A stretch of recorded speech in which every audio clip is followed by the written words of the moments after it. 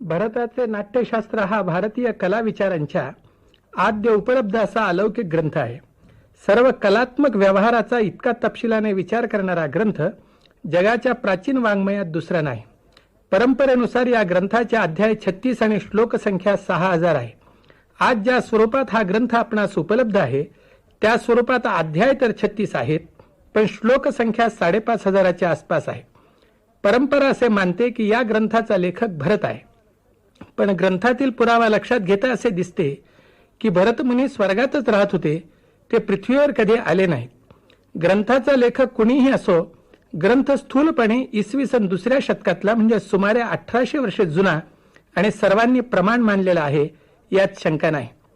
काव्य, नाट्य, नृत्य आणि संगीत या 4 कलांचा आद्य शास्त्रीय विचार भरतनाट्यशास्त्रात आलेला आहे. हा ग्रंथ डोळ्यासमोर ठेवूनच पुढे चित्र व शिल्पाचा विचार इतरांनी केला, म्हणजे सर्व भारतीय कला विचारांचा उगम असा हा ग्रंथ मानला पाहिजे.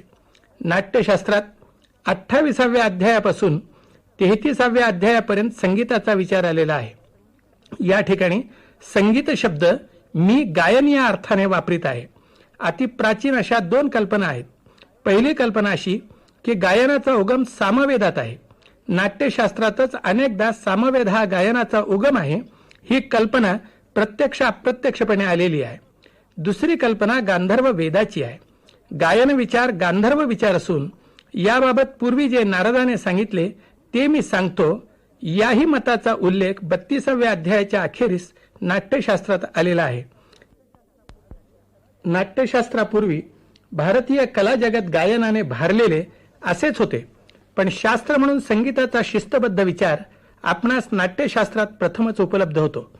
नाट्यशास्त्रात संगीत विचाराच्या मागे कुठे आध्यात्मिक तत्वज्ञान उभे असलेले दिसत नाही, पण नाट्यशास्त्र ज्या काळात लिहिले गेले त्या काळात गायन व अध्यात्म यांचा अनुबंध अनेकांच्या मनात होता असे दिसते. त्याच्या खाणाखुणा नाट्यशास्त्रात आहेत. याज्ञवल्क्य स्मृतीप्रमाणे श्रुती जाती ताल विशारद विनासायास मोक्षाला जातो असे नाट्यशास्त्रात म्हटलेले नाही, पण गायन अतिशय शुभ व पवित्र असून ते देवांचे अत्यंत आवडते आहे अशी कल्पना मात्र येथे आलेली आहे. नाट्यशास्त्रातील गायनाची मुख्य कल्पना स्वर प्राधान्याची आहे. गायन हे स्वर ताल पदाश्रय आहे असे म्हटल्यानंतर आणि ताल व तालवाद्ये यांना 2 स्वतंत्र अध्याय दिल्यानंतर एका दीर्घ अध्यायात ध्रुवांचा म्हणजे पदांचा विचार आलेला आहे. ही पदे प्रामुख्याने शौरसेनी भाषेतील आहेत, पण हा सगळा विचार एका सूत्रात गुंफलेला आहे. नाट्यशास्त्रानुसार विचार करायचा तर सगळ्या गायनाचा विचार कुतपासह केला पाहिजे. कुतप म्हणजे वाद्यवृंद. ही वाद्ये 4 प्रकारची आहेत: तंतवाद्ये, सुशिरवाद्ये, पुष्करवाद्ये आणि घनवाद्ये. बासरीसारखी हवा फुंकून वाजवावयाची वाद्ये ही सुशिरवाद्ये आहेत. भरतापूर्वी एक काळ संगीतात असा येऊन गेला आहे की ज्यावेळी सुशिरवाद्ये म्हणजे वंश किंवा बासरी याला फार मोठे महत्व होते. भरताने बासरीचे माधुर्य व लालित्य मान्य केले आहे, पण स्वर विचारात बासरीपेक्षा वीणा व मानवी गळा यांना महत्व दिले आहे. गायन विचार नाट्यशास्त्राच्या वेळी श्रुती विचारांच्या सूक्ष्मतेपर्यंत जाऊन पोहोचला आहे. श्रुती विचारांच्या आधारे संगीताला एक शास्त्रीय पाया देण्याचे कार्य चालू आहे. विचारांच्या या अवस्थेत वीणेला अधिक महत्व येणे स्वाभाविक आहे. नाट्यशास्त्रात घनवाद्याचाही विचार फार तपशिलाने आलेला आहे, पण पुष्करवाद्याचा विचार सुद्धा तेवढाच तपशिलाने आलेला आहे. मृदंगाचे निरनिराळे प्रकार, पणव, दरदूर आणि घटवाद्ये यांचा खूप तपशील आहे, पण चर्मवाद्याचा विचार करताना नाट्यशास्त्रासमोर फक्त ताल विचार नाही, स्वर विचार सुद्धा आहे. मुळात चर्मवाद्याचा आरंभ नादापासून होतो. मुनी स्वाती पावसाळ्याच्या दिवसात पाणी आणण्यासाठी सरोवराच्या काठी गेले. पावसाचे थेंब सरोवरात पडत होते. तो नाद त्यांचे मन आकर्षणारा ठरला. तो नाद पुन्हा निर्माण करता यावा यासाठी पुष्करवाद्य आहेत. म्हणजे हा नुसता ताल विचार नाही, स्वरासह तालाचा विचार आहे. या पुष्करवाद्यांच्या मार्जनांना आश्रय स्वरांचा आहे. डाव्या पुष्करावर गांधार, उजव्या पुष्करावर षड्ज आणि ऊर्ध्वकावर मध्यम असे स्वर असले की ही मायुरी मार्जन आहे. डाव्या पुष्करावर षड्ज, उजव्या पुष्करावर ऋषभ आणि ऊर्ध्वकावर धैवत ही अर्धमायुरी मार्जन आहे. डाव्या पुष्करावर ऋषभ, उजव्या पुष्करावर षड्ज आणि ऊर्ध्वकावर पंचम ही कारमारवी मार्जना आहे. स्वर डोळ्यासमोर ठेवूनच सगळ्या तालवाद्यांचा विचार या ठिकाणी चालू आहे. हा स्वर पुष्कर वाद्यांच्या मधून घनवाद्याकडे जातो असे नाट्यशास्त्रात म्हटलेले आहे. गायक हा आपल्या वाद्यवृंदासह म्हणजे कुतपासह आहे. या वाद्यवृंदात वीणा व वंश यासह मृदंगादी पुष्कर वाद्य आहेत हे खरे, पण सर्वांना बांधणारे सूत्र स्वरांचे आहे. भरताच्या पद्धतीने सांगायचे म्हणजे स्वरांच्या आश्रयाने रस आहे. रस हा सगळ्या कला व्यवहाराचा गाभा, तो स्वरांच्या शिवाय नाही. म्हणून जरी गांधर्व स्वर ताल पदाश्रय असे सांगितले तरी पदांना स्वर व ताल आणि तालांना व्यापणारा स्वर असे स्वर प्राधान्य सर्वत्र ग्रहित आहे.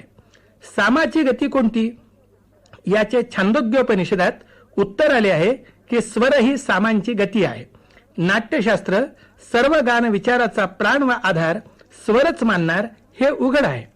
संगीताचे स्वर 7 आहेत हा स्थूल विचार झाला. नाट्यशास्त्रात हे स्वर प्राण्यांच्याकडून घेतल्याचा उल्लेख नाही. देवांनी जे शास्त्र स्वर्गात सिद्ध केले त्या शास्त्रातील स्वर प्राण्यांच्या पासून कसे घेणार? गायनाचा सगळा उगम सामवेदात आणि वेद तर अतिप्राचीन. तेव्हा सामगायनासाठी लागणारा पवित्र स्वर हा प्राण्याचा नव्हे, तो दैवीच असणार. हे स्वर क्रमाने 7 आहेत. षड्ज, ऋषभ, गांधार, मध्यम, पंचम, धैवत आणि निषाद येथपर्यंत भरतापूर्वीच विचार येऊन पोहोचलेला होता. सामगायनाच्या परंपरेत मध्यमाला फार मोठे महत्व होते. मध्यम हा अविनाशी स्वर मानला जाई, पण भरतासमोर याहून सूक्ष्म प्रश्न उभे होते. गायकांच्या 2 परंपरा त्याच्या समोर उभ्या होत्या. एक षड्ज ग्रामिक होते, दुसरे मध्यम ग्रामिक होते. दोघांच्याही गायनात पंचम होता, पण मध्यम ग्रामिकांचा पंचम जसा होता त्याहून षड्ज ग्रामिकांचा पंचम थोडा चढा होता. म्हणूनच पहिल्या पंचमाला अपकृष्ट पंचम असे म्हटले आहे. या 2 पंचमातील फरक हा आधार गृहीत धरून नाट्यशास्त्राने वीणेवर सारणीला आरंभ केला आणि 22 श्रुती सिद्ध केला. या श्रुती सिद्ध करण्याची वेळ आली की वंश मागे पडतो आणि वीणा महत्वाची ठरते. भरत या 22 श्रुती सिद्ध करतो आणि त्या आधारे स्वरांचे स्पष्टीकरण व त्यांचे परस्पर संबंध सांगतो. या श्रुती विचाराचे काही परिणाम आपण समजून घेतले पाहिजेत. प्रथम म्हणजे 7 स्वरांच्या जोडीला अनेक स्वर आले. भरताने काकली निषाद आणि अंतर गांधार्याचा उल्लेख केलेला आहे. आता स्वर हा एकटा राहिला नाही. गंधार एक श्रुती कमी होऊन कोमल, एक श्रुती जास्त होऊन तीव्र गंधार अशा 3 स्वरूपात आला. 9 श्रुतीच्या अंतर आणि 13 श्रुतीचे अंतर हे गायनातील माधुर्याची प्रमाणे ठरले आणि मग स्वरांची तीव्र कोमल रूपे माधुर्य निर्मितीची साधने ठरली. एका स्वराचा दुसऱ्या स्वराशी संबंध आणि एका सप्तकाचा दुसऱ्या सप्तकाशी संबंध स्थापन झाला. या श्रुतींच्या पैकी काही श्रुती स्वर आहेत, काही श्रुती स्वरांच्या तीव्र कोमल रूपे आहेत. ही कल्पना म्हणजे संगीताचे परिपूर्ण शास्त्र होण्याचा आरंभ मानला पाहिजे.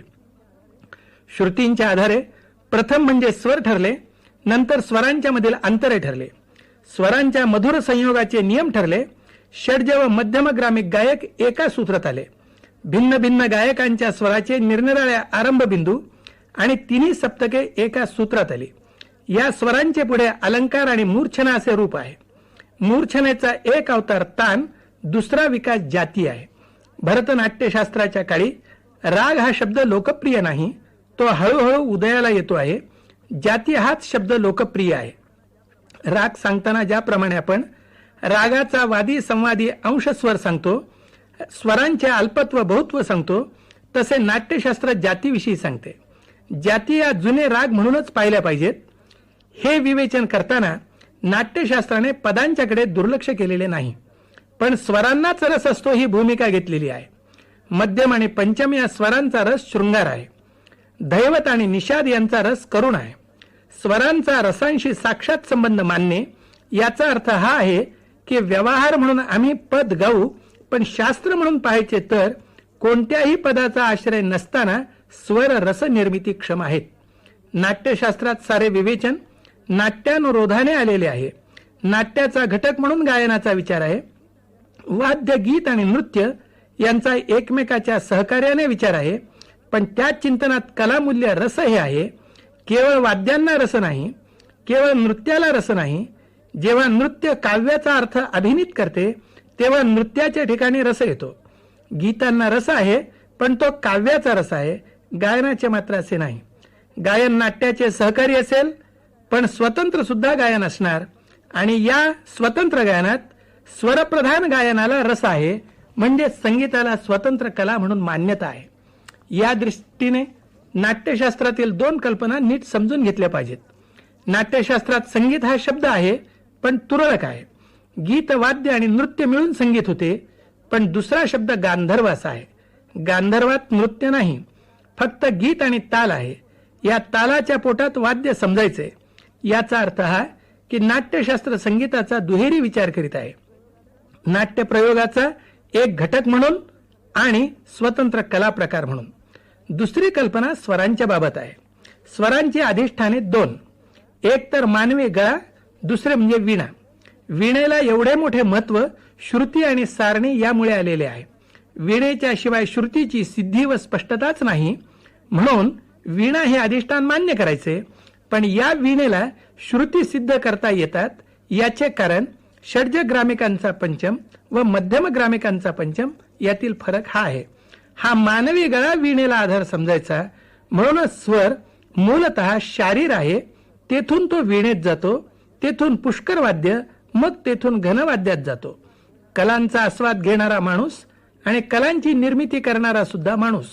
हा माणूस सर्वत्र महत्वाचा आहे, म्हणून रसांचा आश्रय असणाऱ्या चैतन्यमय स्वरांचा मूळ आधार चैतन्यमय माणूसच असायला हवा.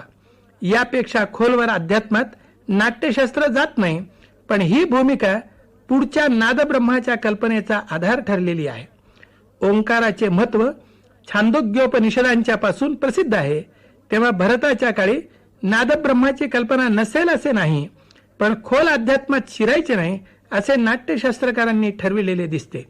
भोवताली प्रचलित असणाऱ्या पण नाट्यशास्त्राने न नोंदविलेल्या कल्पना पुढच्या ग्रंथकारांनी अध्यात्मासह गानविचार मांडताना स्पष्ट केलेल्या आहेत.